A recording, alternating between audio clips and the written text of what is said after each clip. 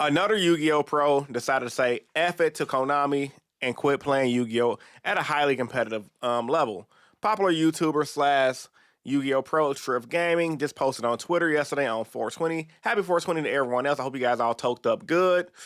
And essentially said this. He's been playing Yu-Gi-Oh! For essentially a long time, and it's pretty much time to wrap it up and retire. Main reason he's retiring because, like all of us, like myself included, he's realized that there's literally no incentive to keep going to every YCS and doing well just to not even break even for getting second place. Like literally, the only way you can even plus at a YCS is if you win the YCS, and even then, you're not even plussing that much. Now I know a lot of Yu-Gi-Oh players are saying, "Well, Chris, Yu-Gi-Oh don't need good prizing. The game is fine. You guys should play for the love of the game and all that BS." But no, Yu-Gi-Oh need prizing that's worth it. Even if it's not cash, we need something that's worth it. After Triff posted that, I commented on his post and I got like 30 likes. So I'm not the only person who feel this way. And I literally said this. Unless there's a city I want to go to, there's zero incentive for going to any YCS because even if you do well, like top 32, make day two, and etc., you're not getting anything. Now, the longest line the Yu-Gi-Oh! History told, Kazuka Takahashi don't want cash prizing because of an interview he had back in the day. And like I said before, and I'll say it again, I believe that was BS. And even if he did say it, it's definitely hypocritical. Rest in peace to him, but it's definitely hypocritical considering the first season of the Yu-Gi-Oh! Anime was literally them fighting for prize money in hopes for Joey's sister can win the prize money to heal herself because I think she was dying or something. She was on her deathbed and he wanted to win that money for Trinity. So why make a game in an anime form based on prize money, but then have the actual card game not based on prize money? Then people also say, well, Japanese gambling laws, that can play a factor. I mean, Japan is hypocritical in that sense, regardless, because if you guys know anything about Japanese pachinko machines, I watch a lot of Japanese YouTubers. One in particularly I like to watch is called Nomad Push. Awesome YouTuber. He's a vlogger like myself, but he just does Japanese vlogs going around Japan, sightseeing and doing things like that. I watched the video where he went to a pachinko gambling place with one of his buddies, and he talked about the Japanese gambling laws and how they work. And essentially, it's like this. You technically don't win money when you're winning the pachinko machines, but it's so crooked in Japan and it's so hypocritical and it's so full of shit. And if I'm being honest, this is how they do it. You go to the pachinko machines, you win a token or a coin or something, then there's a place you go to bypass the gambling law to trade the product you won in for cold hard cash. So I'm just like, okay. So transfers back to Yu-Gi-Oh real quick. So let's say that was the case for Yu-Gi-Oh, and people in Japan don't want Yu-Gi-Oh being paid for cash because they're really against gambling. I'm pretty sure gambling it ruins people's lives. Tons of people are against it. I get that. Culturally, it's maybe that's just a Japanese thing where they just hate gambling and they feel like it ruins people's lives. Even if that was the case, bro, why not give us pricing that's better than what we have? It's bro, our pricing has regressed over the years, and I don't understand how people don't see this. A lot of people say, "Oh, Yu-Gi-Oh and everything like that. We should not get better pricing. We're good. We're good. We're at. Imagine if the game had cash pricing, people would be hella sweaty than they already is." I personally disagree. Like I see Yu-Gi-Oh as a game. If it did have cash pricing or just pricing better than what it currently is, I think the same level of competitiveness will be the same way. Now, let's say, for example, if it's $1 million tournament, I win a YCS, I win a milli. Would there be people at my head? Possibly. But at the same time, there's tons of safety measures you can get to prevent that. Like for starters, say if you go to a YCS, you won $1 million, hypothetically, or 50K or 30K, whatever. They don't have to write you, they don't have to give you money that same day. They don't have to write you a check that same day. They can literally mail it to you. They can literally PayPal it to you. They can literally money transfer it to you within the following week so that way you don't get robbed leaving the venue. There's tons of different ways to avoid potential breakout fights, robberies, and God knows what else when winning high-end prizes like cash or something equivalent that's going to get you some money. I mean, obviously, where there's money, evil will exist. People will go. But that's just life in general. You can't be pussyfied your whole life thinking that you're going to escape that while making your game weak. Now, I've been talking about this a lot recently, so I know a lot of you guys are probably like, oh my God, another video top about Yu-Gi-Oh! Pricing needs to be better. But honestly, bro, a lot of us are fed up. Even, what's that dude name again? Jesse Cotton dropped a video today talking about Yu-Gi-Oh! Pricing needs to change. And he said in his video, he didn't mean to take a shot at Konami by leaving his prize in the venue, which was that stupid little case where you put your cards in to, make a statement. But in all honesty, even if that wasn't the case, he said he was just doing something for a fan. That's real shit though. Like, if you're gonna be honest with you and transparent, even if he wasn't trying to make a statement when it came to the cash prizing, he made a statement when it came to cash prizing because Konami's pricing is so pathetic that most players would rather leave it there instead of taking it home with them because it costs more to bring it home to travel than it does when you get it. You can't really sell it for nothing, if that makes sense. Now, the other biggest argument is going to be when it comes to cash prizing in Yu-Gi-Oh!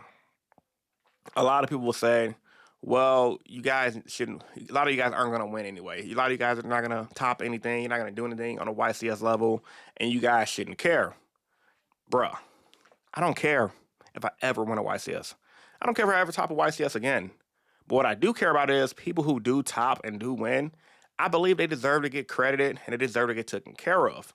I believe if we gave out better prizing for YCS winners, YCS day tours, people, hell, even people who go to region. I think regionals is something that's not even talked about as much that needs to be revamped as a whole.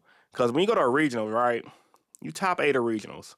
Or even get your invite. Getting the invite is like, cool, okay, whatever. That's a consolation prize for Nats. I'm okay with that part. But when you get top 8 of regionals, what do you get? A playmat? Okay, you can get a playmat. A day's work, you might be able to sell them out for like $80 if you're lucky. And if you get like top 4, a deck box, and that's it. Okay, people think that's cool, whatever. I always thought it was goofy. Even back in my regional topping days when I used to consistently top 8 regionals, I always thought, coming from Naruto, I always thought Yu-Gi-Oh! Regional prizes was ass and lackluster. In Naruto, when you win a regionals and top the regionals, not only did you get playmats, you got special trophy pins that showed, hey, this dude's a regional winner. In addition to the trophy pins, which pretty much gave you rank in Naruto, because the way Naruto did, instead of giving us trophies in that game, they gave us ranks. So if you win a regionals in Naruto, you would move up the tuning rank. So in addition to your ranking pin, you get boxes, you got playmats. They went all out for Naruto players. But in Yu-Gi-Oh!, you get a playmat that may or may not hold value depending on the artwork. You get a dusty-ass deck box, which is a cool addition because the deck box has improved over the years. But that's it. There's no difference between first place and 8th place.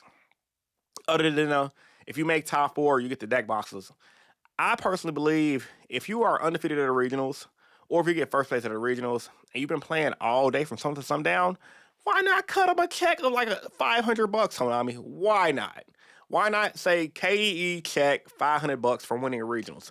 I think that will not only promote competitiveness, I think it also promote excitement in the game. See, what a lot of people don't realize is when the cash prizing is not even really meant to, make people, profit off the game. I mean, obviously, a lot of us want to profit. A lot of us want to be a full-time Yu-Gi-Oh! Player where we travel from event to event and do well. The cash prizing is just an incentive to feel respected as a player. But no, people don't get it. They think we're all just complaining for no reason because they rather the game not get anything, and they rather people play for the love of the game. We do play for the love of the game. Like Triff Gaming said at the start of the video, he said in his Twitter post, he's not quitting Yu-Gi-Oh! He just dumb competitive events. And about me, I don't blame him. I'm the same way. I only go to YCS now when it's a city I want to go to. For example, Houston, I've always wanted to go to Texas. I decided to go to Texas because, for one, I wanted to try some fire-ass Texas barbecue, which I did, and I loved it. And for two, I'd never been to Texas, so I wanted to see what the vibes was like.